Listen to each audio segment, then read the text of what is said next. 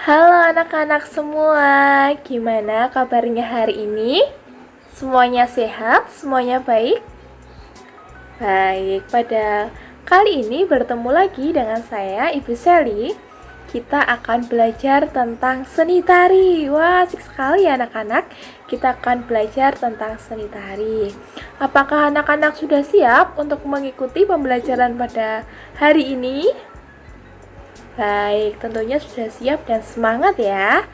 Baik, pada kesempatan kali ini kita akan belajar tentang bentuk tari dan juga contohnya. Jangan lupa diperhatikan dan terus tetap fokus ya anak-anak. Nah, karena ini kita juga belajar tentang tari, pasti ada nih anak-anak yang suka menari. Siapa yang suka menari? Wah, hebat semuanya ya. Yang suka menari jangan lupa terus dikembangkan bakatnya untuk menari. Terus semangat! Baik, sekarang Ibu akan menjelaskan tentang bentuk tari dan juga contohnya. Selamat mendengarkan. Bentuk atau sifat tari yang pertama yaitu imitatif. Imitatif yaitu suatu ungkapan ragawi dalam bentuk gerakan yang menirukan satwa atau binatang. Jadi gerakannya nanti saat anak-anak menari itu gerakannya gerakan binatang, misalnya gerakan kupu-kupu nanti seperti tangan melambai-lambai seperti itu, atau juga tari kumbang nanti banyak yang loncat-loncat seperti itu. Jadi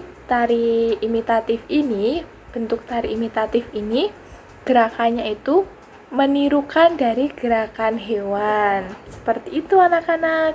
Misalnya ada tari kijang, tarian monyet, seperti itu. Masih banyak tari kupu-kupu, ada tari kumbang juga, seperti itu. Apakah anak-anak ada yang udah pernah menari? Yang pernah menarikan dengan menirukan hewan? Ada? Wah, hebat sekali ya yang sudah pernah ya. Baik, anak-anak, pada bentuk tari imitatif ini, Ibu mengambilkan contoh tari kumbang. Tari kumbang ini berasal dari Yogyakarta. Anak-anak ada yang asalnya dari Yogyakarta? Nah, pasti ada juga sebagian anak yang sudah tahu tentang tari kumbang ini. Jadi, tari kumbang ini mengisahkan ada seorang kekasih. Ya, nanti tari kumbangnya ini tuh seperti berkejar-kejaran ke sana, ke sini, seperti itu. Anak-anak tahu binatang kumbang. Ya, nanti tuh di dalam tarinya tuh ada tarian seperti ini, kayak bentuknya kumbang. Nanti kayak loncat-loncat gitu. Jadi ciri khas dari tari kumbang ini juga loncat-loncat seperti kumbang. Seperti itu ya anak-anak. Jadi di tari kumbang ini juga mengajak penonton untuk berimajinasi atau membayang-bayangkan suasana yang romantis dengan musik yang begitu tenang, seperti itu anak-anak. Jadi di dalam tari kumbang ini itu gerakannya menirukan binatang kumbang. Jadi tapi tidak hanya sekedar menirukan binatang kumbang, tapi juga seperti dimodifikasi. Tapi lebih utamanya itu menirukan binatang kumbang, seperti itu. Kemudian tari kumbang ini juga masih terkenal di Yogyakarta loh anak-anak. Kebanyakan anak-anak muda ini tidak asing dengan tari kumbang ini. Nah, kemudian tari kumbang ini biasanya ditarikan pada saat ada acara-acara atau pertunjukan di Yogyakarta. Seperti itu anak-anak. Paham ya?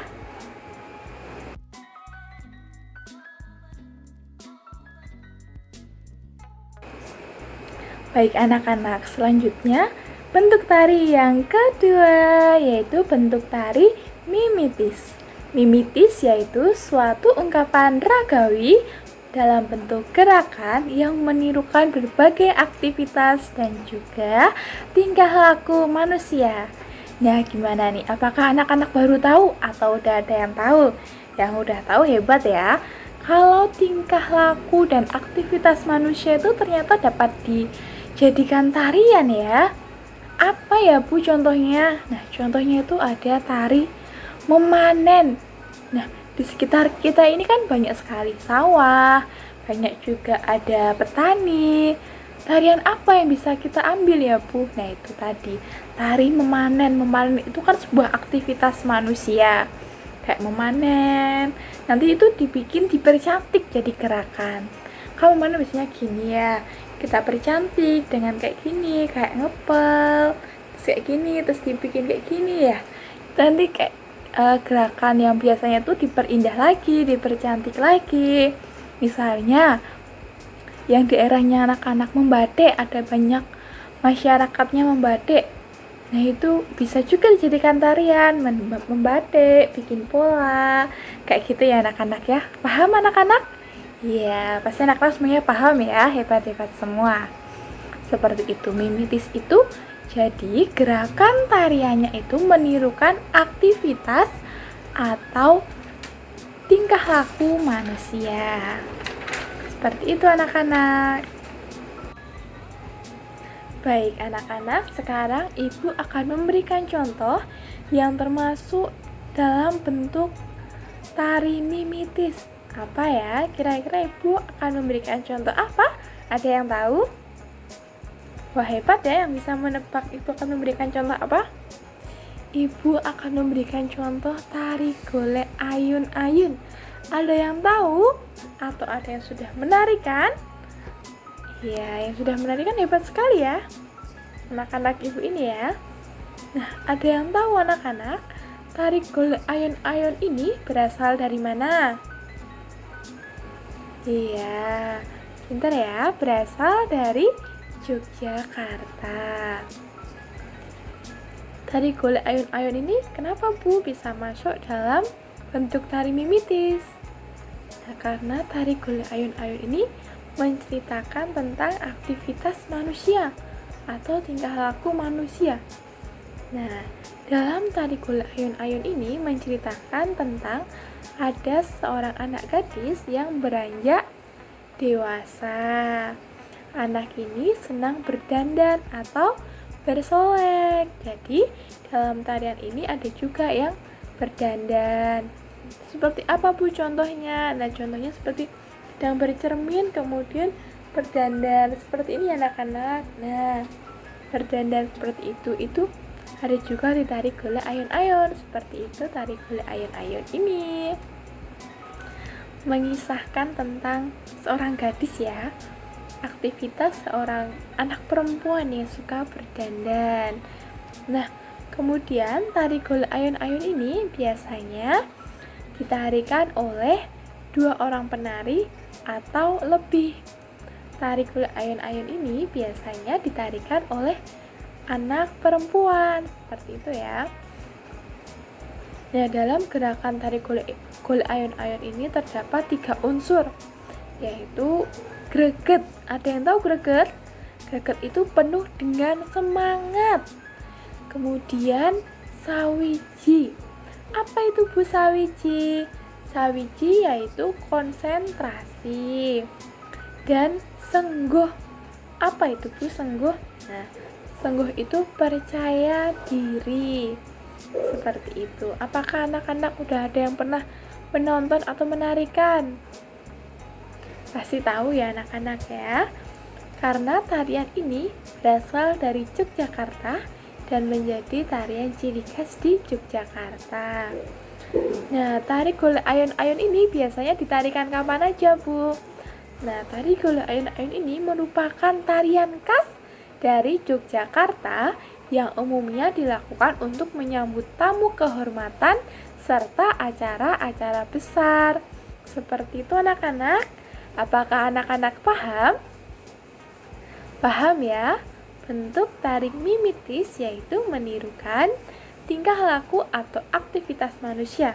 Contohnya dalam tari golek ayun-ayun ini ada seorang wanita yang beranjak dewasa yang suka berdandan. Berdandan itu termasuk aktivitas manusia. Seperti itu anak-anak, paham? Iya, hebat ya, semuanya paham ya.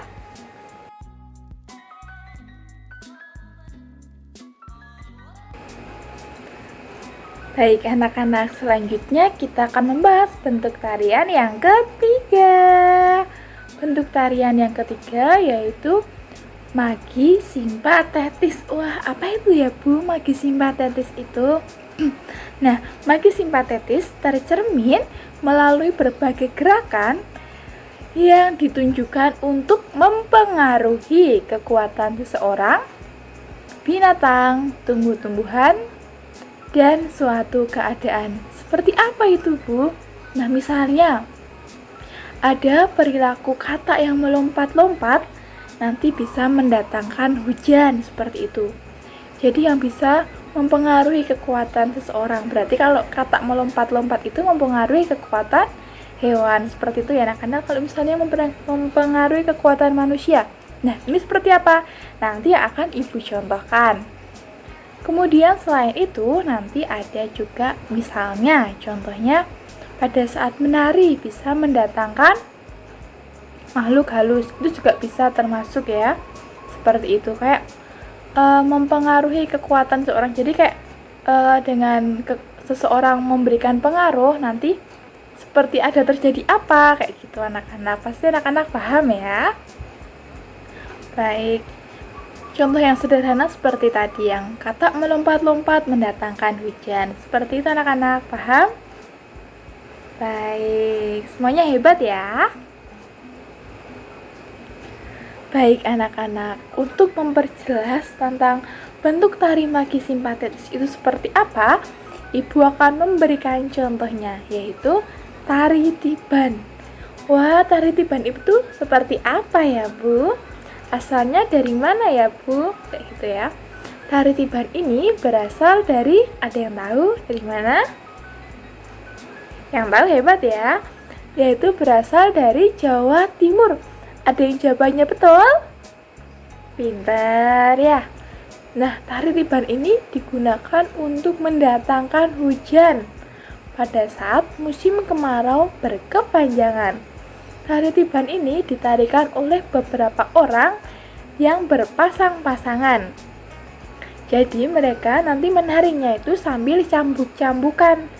Cambuk-cambukan itu kalau di daerah sini biasanya disebut dengan sabet-sabetan. Nah, cambuknya itu terbuat dari apa? Dari lidi daun aren.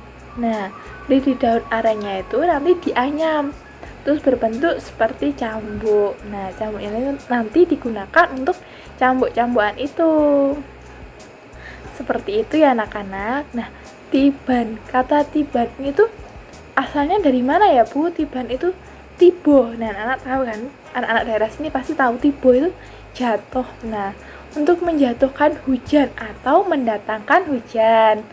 Nah, tarian ini dipercaya oleh masyarakat Jawa Timur untuk mendatangkan hujan. Kemudian, tarian tiban ini selalu dipertunjukkan pada saat musim kemarau berkepanjangan sebagai permohonan untuk diturunkannya hujan. Seperti itu anak-anak, apakah sudah paham? Baik, anak-anak semuanya hebat ya, semuanya sudah paham.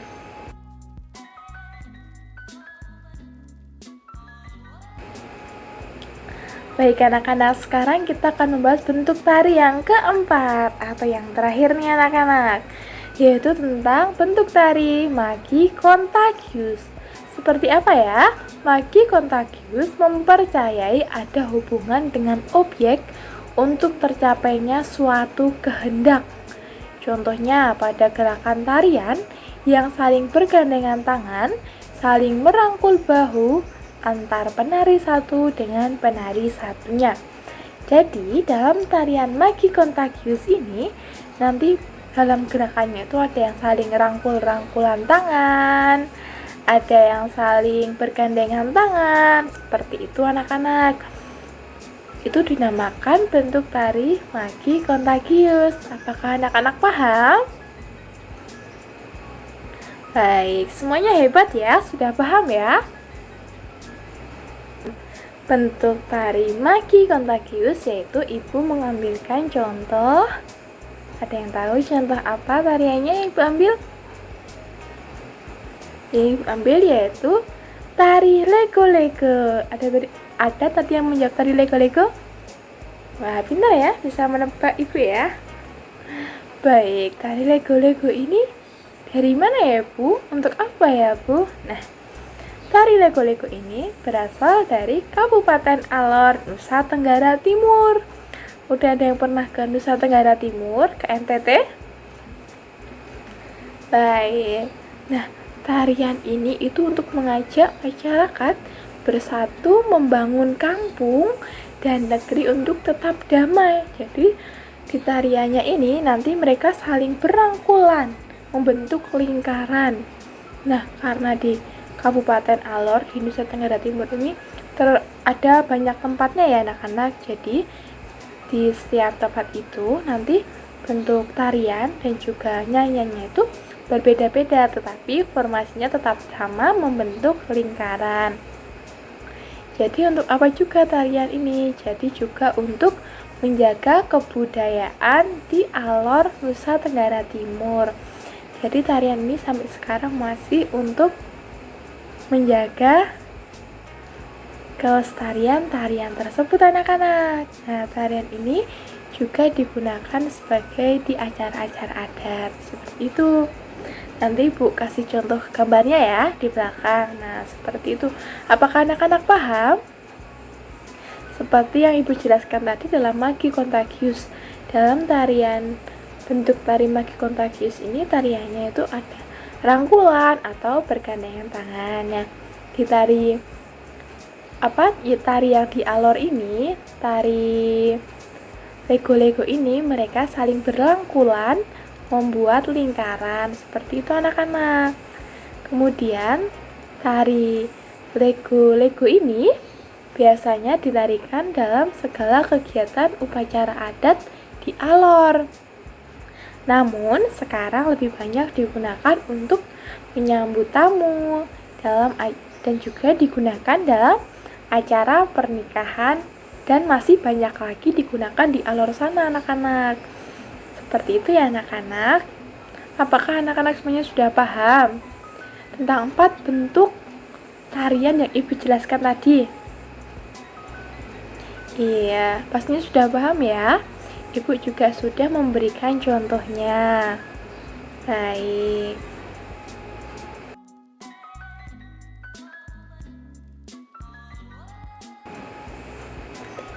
Anak-anak, karena sudah cukup banyak yang kita bahas dan pasti anak-anak sudah mulai lelah ya, atau masih semangat mendengarkan penjelasan dari Ibu. Tentunya masih semangat semua ya.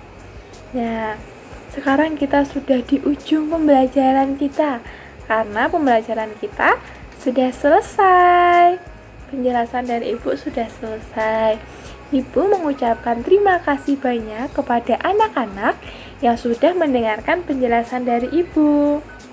Terus semangat dan jangan lupa tetap menjaga dan menjalankan progres ya anak-anak.